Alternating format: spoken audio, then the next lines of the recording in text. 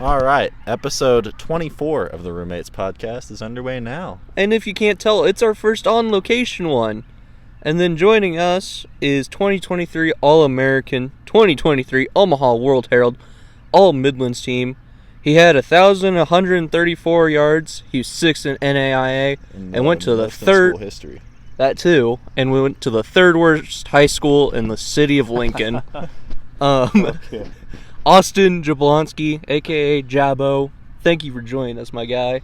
Thanks for having me on, man. I've never had an intro quite like that, so. I told you it was going to be a good intro, man. You warned me. I warned you. We're off to a good start so far.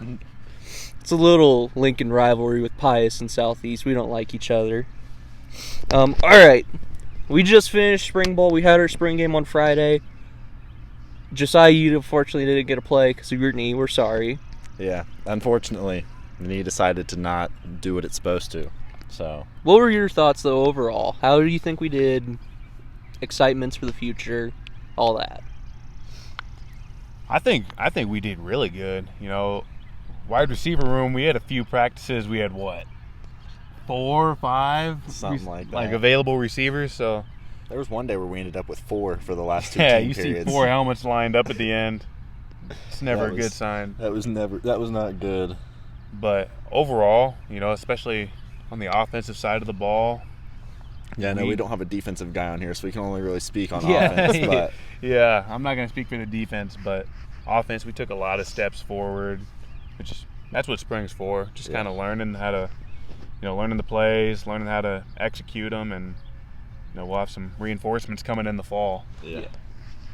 I know the big thing Vince was talking about was just getting everybody healthy, receiver room specifically. Yeah. I know, Yeah. because I was gone for a while, CJ was gone, Muley missed a couple days because of his knee. Like, we were just banged up across the board. Brutal. But I know from a defensive perspective, we probably weren't happy with the 40-something Bulldog points we put up with Bulldog scoring on them. I know they probably weren't too excited about that, but we'll take 4 receiver touchdowns on a spring game, that's for sure. Yes, sir. 4 receiver touchdowns, 1 running back touchdown. I think the biggest thing was, overall, I feel like there's some practices where I just felt like we were, back to our old ways in the fall again, type deal. And I thought towards the end, it was, we want to be better. I don't know if you were down there, but, DJ pulled the whole O-line together and was like, let's go kill them. Let's prove them that we got better. And I think we truly showed, hey, we're a new team. We're ready for the future, so. Yeah. Yeah, I think that's going to be... I know Beasley said this is the most excited he's been post-spring in his years of playing and coaching. So that's a good sign going into fall if Beasley's excited. Yeah. It's hard to excite that man. Facts. I think you look around the locker room, and I'll even go as far to say, you look around the community of Seward, and there's a lot of excitement building around this next football season. Mm-hmm. I think people know that there's a lot of pieces already in place, and there's just a few places where if we can bring a guy up to speed, or if we can, plug and play somebody, then it's a pretty good looking squad. So Yeah. Well, I mean, you saw it too. The stadium was full almost. On spring game. And especially for a spring game, and people recovering from a tornado, which our thoughts and prayers are with the communities of Elkhorn and Bennington, praying for you guys. But people showed up, and it was clear they were ready to see us. Yeah. Yeah. I know it was dope atmosphere. I did more jogging than I've done since my knee injury, trying to keep up with Nelson running up and down the sideline, writing down plays. Is that what they had you doing during the spring game? Yeah, I was the play guy, dude. Nelson would just take off. I'm like, Nelson, my knee is not good for running right now. And I'm having to hop. I'm like, he starts calling play. I have to stop right down, start hopping to catch back up. It's like, Nelson, I can't run right now. Just have 6 more weeks Yep. running on the sideline. Running on the sideline, trying to keep up with Coach Nelson. Nice. The best part was, it was during a little pause in the game, he comes up to me and goes, I'm done, dude. I can't do this. Fighting. It was so frustrating to write down the plays and know I could be out there going, but with the knee being where it's at, couldn't go. It was a little frustrating, but yeah, that's how I felt last spring. I sat out last spring because I had a minor injury that just wasn't worth pushing further. Yeah. And it's you're just sitting out there. You see other guys getting hurt, especially in the whiteout room. Happens every year. You're like, yeah, wish I could be out there, but it's not worth pushing out. Yeah. We'll just gotta relax. get ready to go over the summer That's the goal. Yep. Gotta get with Beasley about summer plans because I'm gonna be back in Tulsa. So he's gonna send me all the workouts and stuff to do on there. Bye. All right, now to the big meat and potatoes of this. We're doing our G-Pack rundown early here, and we're gonna go by our schedule. I did put their record from last year on there. I kind of was trying to find maybe their best score, but I just didn't really have time to because we had a team meeting as well.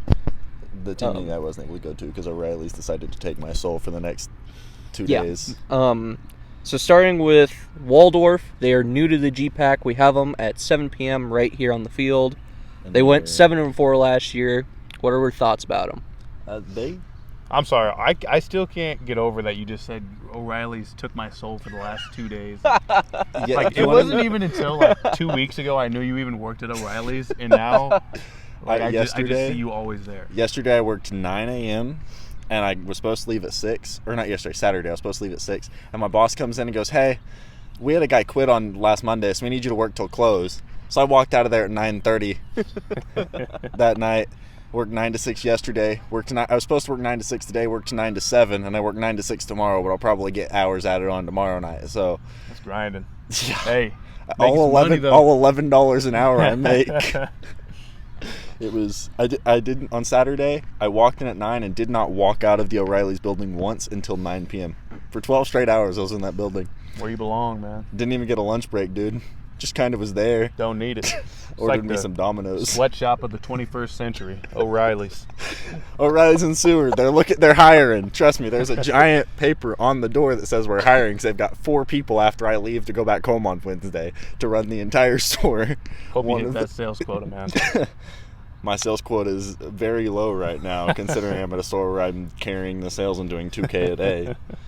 But yeah, Waldorf, we had a little bit of days to scout some of these guys. I mean, Waldorf was, if I remember correctly, they ran a lot of man, but also a lot of cover 3 when Nelson was talking about it. So from a receiver perspective, there are some concepts that aren't going to work, but there's also some that are going to be wide open. It's going to be a lot about beating your man for the receivers, being able to get out of one-on-one situations, which I think with our receiver room, we can do that. So yeah, I love when a team runs a lot of man. Yeah. It's just, it's man versus mano-y-mano. Who's going to win the route, who's going to win the play. Yeah. You just win more than they do at the end of the day. Exactly. Come out on top.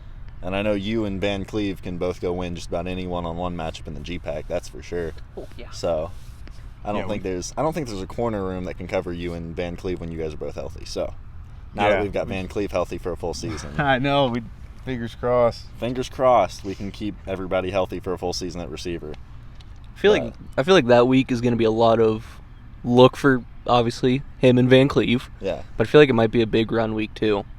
Because I think there's 3 fourth or 3 front. I could be wrong. I believe. Yeah, I think I did say that, actually. Yeah. So they're going to be. So I think it's going to be prime. It's going to be work on our defense RPO type deal. Stuff, single receiver RPO. Yeah. Work a lot. Some solo stuff for a single receiver. Yeah. Got a lot of work with that. So, but I mean, that'll probably be a heavy week of one-on-ones in the receiver room, working man stuff against our DBs. They love to do that anyway. So, yeah. You talk about the run game. Yeah. Have you seen how Art has transformed his body, bro? Oh my gosh, that man is huge now. It's insane. He got big as hell, and he's still fast. Yeah. Oh yeah. I'm excited to see Carlos too. Go to Carlos though. Arp and Los, bro. That's a full healthy season of Los is going to be crazy. Yeah, I think they're going to complement each other really nice, too. Oh, yeah, bud. Because Los isn't as crazy fast as Arp, but Los will put his shoulder down and run over anybody. He has great vision, too. Yeah. He sees the cuts. He sees it. He's not going to beat you in a race downfield, but if you try to hit him, he will just shrug it off. Or he will put your face mask in the turf, one of the two. Yeah. And then dude's got a nasty stiff arm. And then Arp will beat you in a race and downfield. Arp will beat you in a race. He has great hands. So. Exactly. Perfect complement for each other. Yeah. Next up, Morningside. They went 9-3. We play them 7 p.m. once again here. We all know they killed us. Was it 62-3? Something like that. Yeah. Or no. We had 6. I think we even missed the extra point. Yeah. 66. We know it. I think this is probably the most ready I feel like this squad has been to play them. It's going to be definitely the most motivated we'll be to play Morningside, just because, I mean, we all saw what Dab did during spring ball when we got the 2 days to scout from Morningside, putting the score up on the scoreboard.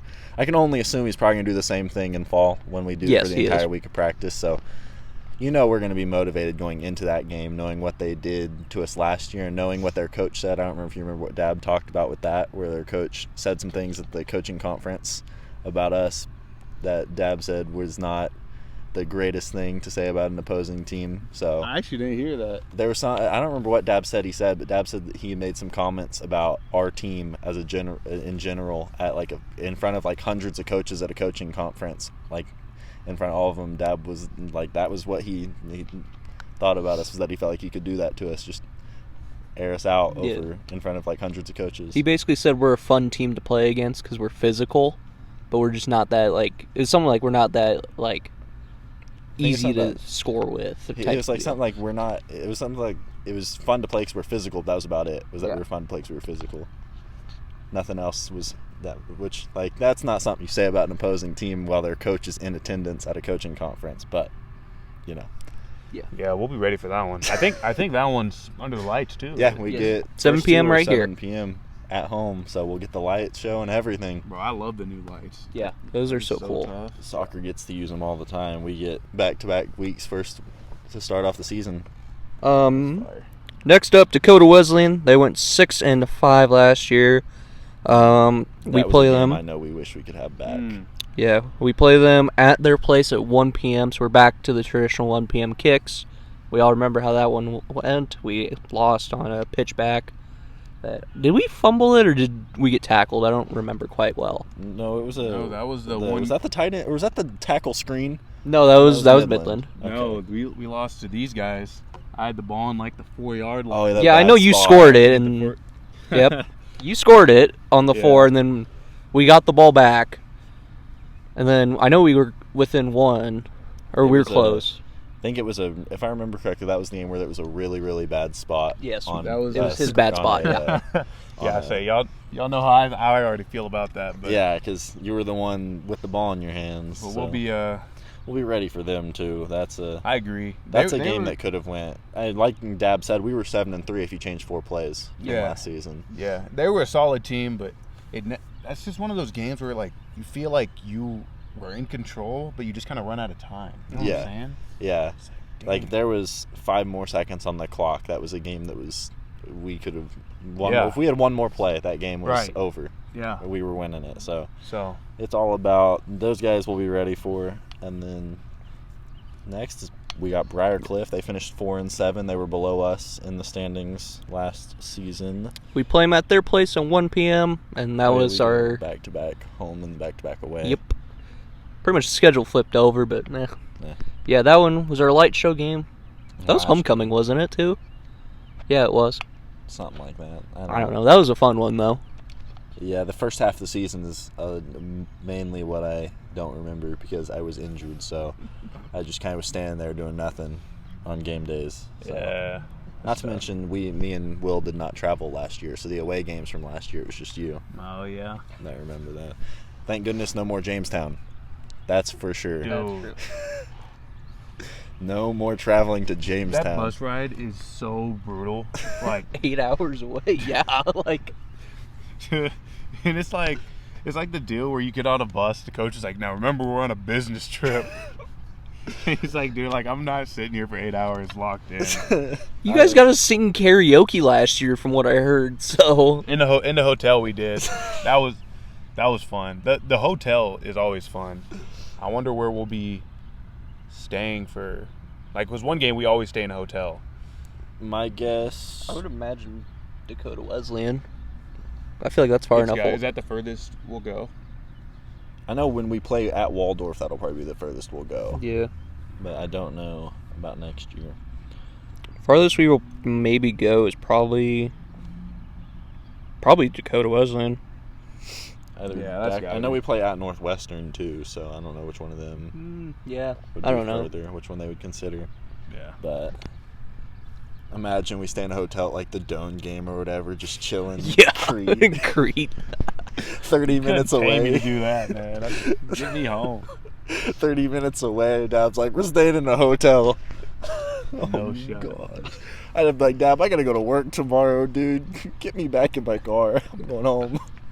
I gotta go put in some work at O'Reilly's. I'm working every Sunday 9 to 6 next season, in season. Yeah, I bet you will. That's open to close every Dude, Sunday. I need to get a job there, man. All $11 an hour they pay you is not worth it, I guarantee you. I want my commission. Commission ain't even that crazy when you're only working 1 day a week. You'd have to do like $50K in sales a day, and that's Seward. Ain't no way you're doing that much in sales. You'd be lucky to get $2K. I'm lucky to get $2K a day in sales. But I think I did like 2,200 or something like that, and that was considered a good day by my boss. My boss was like, "That's a really good day." I'm like, "Dude, when I'm in Tulsa, I do 3.5K a day. This is like a light day." You working O'Reilly's back home too? Yeah. Where do you think you got the shirt from? Yeah, No shit. it's got my name on it and everything, dude. Yes, sir. It's got paint on the back. I'll show you afterwards. Apparently, when I was working in the paint room back in Tulsa, the guy I was working with splashed paint on my back. So now there's a red like line of paint on my back left shoulder. Oh yeah, I see it. Tough. Those characters. Hey, the security guard's out. He didn't say anything. He so hasn't we'll just keep said rocking. anything yet. We'll keep rocking. The gate was unlocked for people who are wondering why we're saying that, but the gate was unlocked. We didn't jump any fences to get where we're at. If we cut randomly to by the archway, that's why we got kicked out. Okay, next Dort 9-3. They were 1 p.m. kick one. here. That was one I think we played there. I think we would probably want back. I watched a little bit of it. You probably Ugly know better game. than we do. But yeah, that It's was an ugly game. That always happens with Dort, though.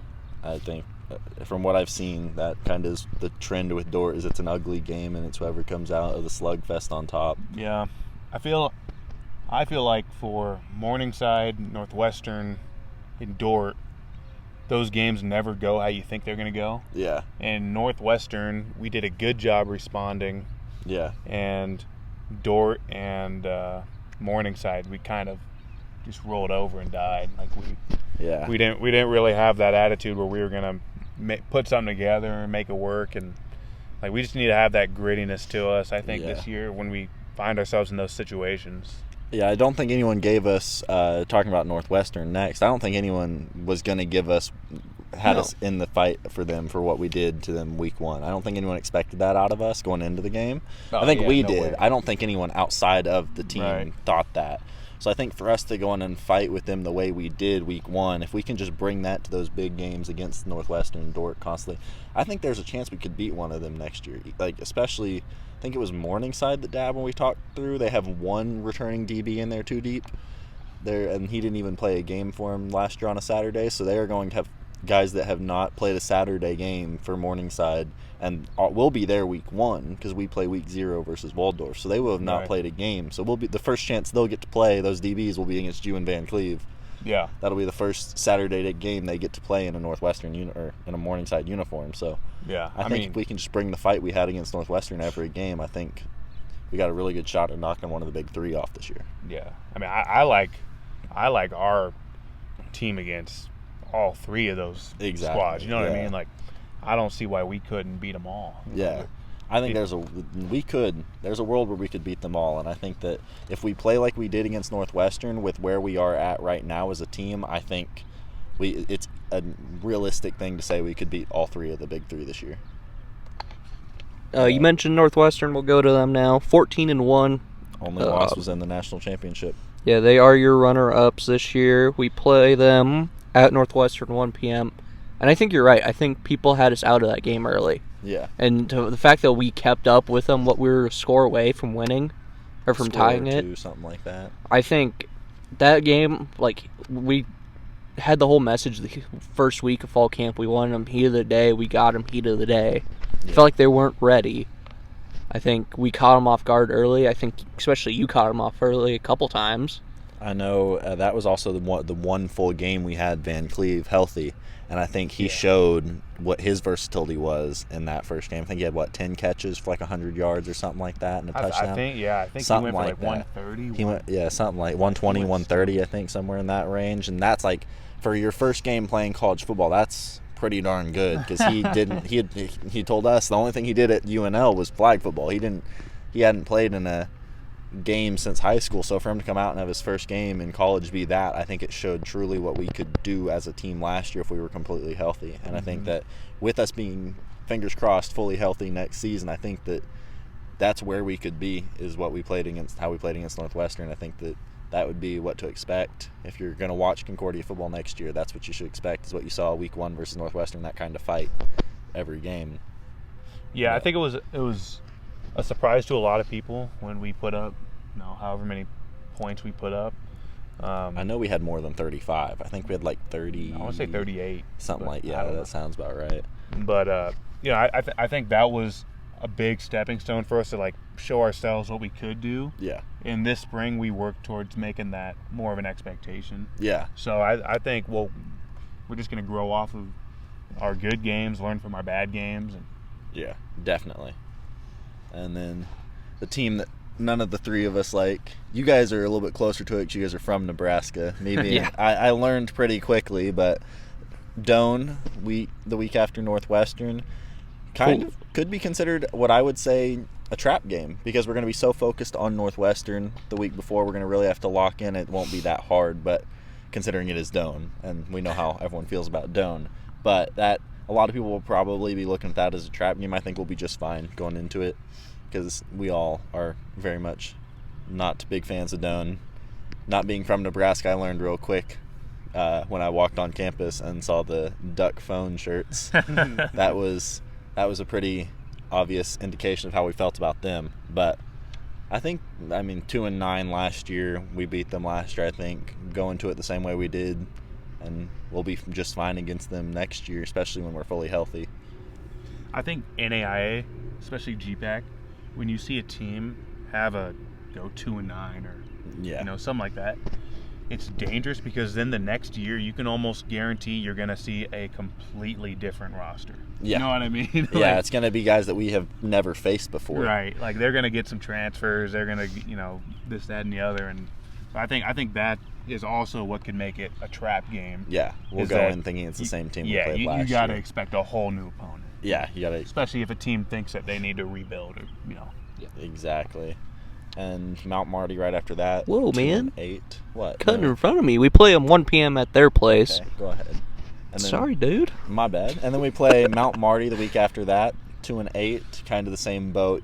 You'd expect them to be a completely different team when it comes to who's on the roster next year, because especially GPAC, it's arguably the best conference in the entire NAIA when you come to just talking about the talent that's in it. 'Cause, I mean, we were 5-5, and like I said, 4 plays you change, and we're 7-3 last year. Yeah. So it's like, it's so competitive that you got to think that everyone is going to be better than they seem. So I think Mount Marty at 2-8 last year, they were that was an away game, I think. It was. Yes, it was. So that would be. That might have been our last game. It was, yeah. That was the. Yeah. I don't know how that. I don't know what it was like there, but I know watching it, it seemed like it was more of a grueling game than the. Looked like a maybe some others. dogfight, I would say. Yeah, that's what I was gonna. That's the word I was looking for. It felt like a dogfight, but it always felt like we were in control, you know, and so it wasn't a very stressful game. It was a pretty fun game, actually, but kind of like I was saying, like, I would expect to see, especially Mount Marty. Yeah. With they got money over there, so I would expect to see a few new faces. Just on a their few. defense. They also have 2 really big-ass tackles as well on the offensive side of the ball. Yeah. Don't know if you've seen them. Yeah. They are massive. We play them 1 p.m. right here at Bulldog Stadium. And then end off the season against Midland, 6-5. That was another game we wish we could have back. I know Coach O wishes he could have that one back. That's probably cost him some sleep that weekend after the tackle screen and double OT to win the game. Everybody's. Hey, buddy. What? I forgot one. Who? I forgot Hastings. Oh, when We do play them? him Saturday, November 2nd here, 1 p.m. Is that after Mount Marty? Yep. So we play Hastings between Mount Marty and Midland. I'm looking at my calendar for the times, and I was like, that's weird. I forgot Hastings. Oh, wait. Hold on. Beat Hastings last year, I believe. Yes, we That killed. was we were at Hastings last year. Yep. Yeah, we were at So- Hastings. It was rainy and cold. That was a run-heavy day, if I remember correctly. It wasn't a day we were going to pass the ball a ton in the receiver room. rainy and cold. Not elements receivers like typically. No, we did hit. We had some big hitting slants. I remember against them. But like, yeah, straight vertical routes. Not really. Yeah. Except that's the game our line had like a 70-yard run where he was just like falling for 30 yards. I remember seeing that clip on film. That's a good one. Electric touchdown. Electric. And then we play them, you said, at 1 here or at Hastings? Here. And then we end off at Midland. Is that what I'm saying? Yep. We play at Midland. And ironically, there's a certain ex-freshman linebacker who now goes to Midland and is playing for them. Who? Krychek. Dang. Really? Look at his Twitter bio. Midland football 2027. Wait, I thought he didn't want to play football anymore. His Twitter bio says Midland football 2027. So that's crazy, man. Best of luck to you, Krychek. Like, we miss you, but dang. So yeah, we'll get to see Krychek again on the freshman side. But yeah, like I said, that's a game that for sure is still in Coach O's nightmares. Yeah. I know it cost everybody quite a bit of sleep that weekend. You don't sleep well after losing on a tackle screen in double overtime, especially not when a DB takes off and rings the bell in the corner of the field. Dude, that was wild. I have never seen a coach, like, he's one of our track coaches, but he ran stride for stride from behind our camera at about like the 30-yard line all the way to the bell and got it in like one ring. Yeah. And then I don't remember who it was that was yelling at us just to go inside and not start anything. So I know when we were standing on the sideline, there were some people who wanted to swing. Yeah, wanted to start a fight. Because you don't, like, with our tradition of ringing the bell after, if you don't understand what we're talking about, we have a bell, we ring it after every win. It's a tradition. So the fact that they beat us and then had one of their corners, decided, the best idea in my mind right now is to sprint over and ring the bell. You can probably guess that ruffled some feathers on the Concordia sideline for sure. So, yeah. But that's another game because of the history of the last time we played them. Them and Morningside, I think, are going to be two of the most heated. But yeah, that would probably be the best way to put it. It'll be the most mentally focused. Will be more than likely would be those two, just because of what they've done last year to us. So, yeah, especially off of a tackle screen, dude. Yeah. Tackle screen and double overtime is not the way to go for a 2-point conversion at all. What a bold play call. If I'm that's fair. In double overtime, if you're a head coach and you draw up a tackle screen to win the game, hats off to you. That takes some balls. That takes some balls to draw that one up, because they called a timeout and drew it up. Yeah. They drew that up on. There's a kid that's from Catoosa that played for Midland last year, and he transferred to NSU that my dad ran into at a bowling alley back home, and he was talking to him about it because he mentioned that I played for Concordia and all that, and he was like, oh yeah, my son played against Concordia and all that, so they were talking about it. Apparently they drew that play up in the huddle, right? Like, they had not had it installed. That was a play that they talked about in that timeout right before they ran it. That was the first time they'd ever mentioned a tackle screen. So yeah, that's what my boy Alon Pittman went to high school with him. He plays for Midland D-line. He said we have never ran that play an entire year. So that's wild. That's a wild play call on, double overtime in the game. But in-state games are always wild too. Yeah. In-state, those are the ones that'll get you. I feel like too with that game, we had so many opportunities to put it away. Yeah. I mean, there's one point, and like, I trust Dad with all my heart, right, when it comes to coaching. There's at one point where I was sitting here like, Audie could make this field goal. Peyton Atwood could make this field goal. And we decided to run the ball, and I was like, kind of why? Was it a little windy that day? I think it was the wind. It was? I think that was the biggest thing. But I thought we had the wind with us, though. I think it was, but we were also so inconsistent. True. With our kicking last year, which it's gotten way better. It's gotten better, yeah. It's gotten way better with the kickers. I think there were some decisions where I was like questioning a little bit, but I still trust him with my mind. Yeah. But yeah. So, I mean, there were some things that I know Nelson, when he's been talking about film, sometimes when he's talked about games, he's told us this. There was some execution stuff, but there was also some coaching things that Coach Nelson, the OC, he admits that there were some coaching decisions that he wishes he could change, and I think that's kind of across the board. Everybody has something that they wish they could change from, especially the close ones like Midland and Dakota Westland. I think everyone has something they wish they could change about those games. So that's kind of I feel like when it comes to like game management, you got to know the odds of every Yeah, scenario, like exactly. 3rd and 6 on the 34-yard line, whatever. Yeah. Like, so there's obviously some rules that I'm sure they try to stick to. Yeah. But this year, I mean, I feel like they know our personnel so much better than they did Exactly. Nelson's first year. Yeah. You Nelson's first year as our OC and broke so many records. Now that we've got a full season with him, full spring, a full season, and he's going into year 2, I think the offense is one to watch out for. Never been more confident in a coaching staff. Yeah. I think this is the season to watch out for the offense, especially. DJ's going to be probably coming for every single season record that he hasn't already broken, and even the ones that he has broken, he'll be going to break his own records next season too. So that'll be kind of the rundown of it. We finished 5-5. I think, like I've been saying, Dab said within 4 plays we could have been 7-3. So I think prediction-wise, we could realistically go anywhere from 9-3 to 10-0. I think there's a world where we go 9-3 to 10-0. I think, for me at least, because I think we could beat all of the big 3. That's for sure. Yeah. If we play them like we played Northwestern and we stay healthy, I think with the strides we've made, if we just fight like we did against Northwestern, we'll make more plays than we did in that Northwestern game. And I think that it's very likely we go 9-3. At the worst, 9-3 at the worst, 8-4 at the worst, somewhere in that range, and possibly a 10-0 season. We'll be looking at playoffs. I'll have to stay in Nebraska for my Thanksgiving. Won't get to go home, but if we're in the playoffs, I'm okay with that. Yeah, if we're in the playoffs, I'm okay with staying in Nebraska for playoffs. I'm 100% down for that. Yeah, that's the thing. I'm not afraid to lose a game or two. Yeah. Just whatever we got to do to get in the playoffs this year.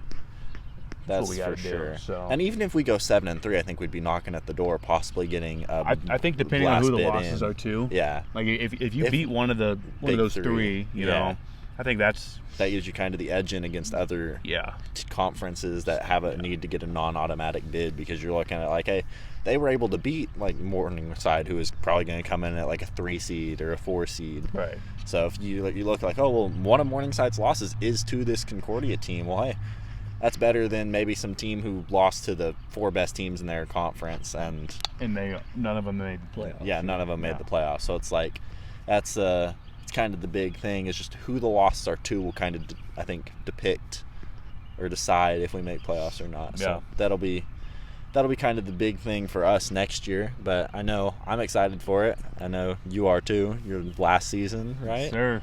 Last year of eligibility. Got to make something happen. Yep. That's what I get to do this weekend. Actually, I get to go Saturday to Enid to watch indoor football. Oh, really? Because they play the Omaha Beef. Oh yeah. I already texted Corell Cole Moose. I'm gonna That's what we need. go and watch him. That's what we should have done. Is if they had a game, get the team down there to go watch. Corell. Yeah. Dang. Corell had 2 touchdowns his first game, dude. Yeah, he's been balling from what I've seen. I wish on it. Omaha and Billings would play so we could go watch Corell and Art play. Corell versus Art would be crazy. If that happened, they need to set up they need to each learn how to play corner for a game to let them go one-on-one. Guard each other, go one-on-one. That'd be amazing. But yeah, my dad's already told me we're going to Enid on Saturday when I get home, and then Sunday I'll get off, and then Monday, Tuesday I'll be at state golf with my little brother. So Nice. I got a fun little weekend ahead of me. Yes, sir. And if they don't give me a golf cart at the golf tournament for my brother, my mom said we're just going to tell them you might have torn your ACL and you need a golf cart. And that's going to be our excuse to get a golf cart rather than having to walk. The O'Reilly's way. Yeah, because there's 36 holes he's playing on Monday, and I am not about to walk 36 holes. Yeah, not to watch. I will get in the cart and happily drive myself around that golf course, and I won't run over any pedestrians. I'll try not to. It'll take some self-control, but I had to get my crazy statement out on the podcast, dude. Every time I say something, I got to say one thing an episode. You know, I did forget the board. It's fine. Yeah. Have you seen our board yet? No. There's a board for how many episodes it's been since I dropped an F-bomb. Yeah. So He was dropping one like every episode, so I was like, you know what, we got to create a counter So I made it's at a 0 because last episode I had a little slip up. You've so. been clean this one though. Yeah, we have. Well, it's only for me. He can say Yeah. whatever he wants. Oh, It's yeah. just for Our me. guests can say whatever they want. Like It's you literally saying just like all me. that, yeah. Like me saying those big ass tackles, fine. It's But just yeah. me. I gotta watch myself because my mama watched this, and my mama was a minister for 16 years. Yeah, she'll beat your ass if you keep cussing. Yeah, she will. They're Shut up! That's Matthew Kern, dude. It's his blue Chrysler laying on the horn, dude. Matty Kern, dog. It's gonna be fun when you make that. Why are they driving with their door open? Am I the only one who saw that? Wow. I feel like we. What is going on right now, They just randomly put it in reverse. Is this what happens on Seward Pass? dude? I 8 o'clock. apparently, and then there goes Kern. Who was in the white truck behind them? Why do I think they're all together? I wonder if that's like from and all. No, I don't even know. Welcome stuff to you- Seward the after stuff 8 you p.m. miss, man. Dangerous. It's great. It's Dangerous hilarious, out here. dude. I would have been. There was a possibility I would be still at work if my boss had told me to stay till 9. It's really great driving home at 9 p.m. in Seward, dude. There are some crazy people. I bet. When I left for lunch to come take my final, sped around a final day. 30 minutes, 80 questions, done. Did I pass? Probably not. Did I get that done? Yep. I walked in 5 minutes late. Gabe Schmidt was like, "You made it?" And I was like, "Yep." Sat down. I was like, "Oh, 79 question." He goes, "Yeah, I'm on question like 15. I got to question 60." He goes, "What question?" I go, 60. He goes, "Oh, I'm on 22." I go, "Just Oh start my putting God. numbers in, dude." Just because he was looking up the answers. I'm like, just start putting. It's a 4. There's a 1 in 4 chance I get the question right. It was all multiple choice. It gave me 30 minutes to get food before I had to go back to work. Speed running the final, man. Can't beat it. I am the Wayne Gretzky, the Michael Jordan, the Babe Ruth, to the Tom Brady of speedrunning. I've taken finals. a test fast. Of taking a test fast. Never said I was going to pass the test. I just told myself, got to go take it fast. See, that's a skill to have too. Like, just get something in. I had a B+ in the class, so Oh, yeah. even if I completely fail, C+, I'm going to take it. Especially since considering I finished Ristos with a 64 as my final grade. But D's get degrees, baby. D's get degrees. Can I end it now? Go ahead. Thank y'all so much for watching. Thank you, Jabo Man. We'll leave a link down below for his socials, probably. Can you do that? I can do that. Good. Go follow Jabo Fire. on Instagram and Twitter, because he's probably going to post when we post. Like, subscribe, and then comment down below what you want us to talk about, because we're probably going to talk about it. Any suggestions, Jabo? You got to get Dab on here at some point. You're gonna have to. Dude, We're going to try to do it next fall. yeah, Or we can maybe do it over the summer. maybe. Virtually. I might have to ask him about. I also want to know, like, if we can get. Or I'm already kind of thinking about coming up some weekends. Maybe if I can get a weekend off at O'Reilly's. Might have to make the drive to come chill and hang out a weekend. If you can get his soul back from O'Reilly's for a week. Hey, my boss in Tulsa is chill. I don't make enough since I'm still part-time. I don't make any paid time off. So my boss like, just tell me what days you need off. I can just walk and be like, I need these days off. He just won't schedule me. Oh, that's tough. That's Yeah. clutch. It's chill. I wanna- He hands he's pretty chill because he hands the store keys to an 18 and a 21-year-old and just tells us not to burn it down. Anything else is fair game. So it's a great time when we work with him. We're losing light, boys. Okay. Send it off, Will. But also, I want to see if we can get the headset up to sponsor the podcast. Hey, NIL deals? That's what I'm saying. But yeah, leave a like, subscribe if you enjoy. I'll make sure to put a sticker on the back of my computer if we get one. That Heck way yeah. It's in view of the camera That every would be time we fire. film. Heck yeah. Like always, thank you, Jabo, for joining us, and we will see you Wednesday for the final episode of Season 1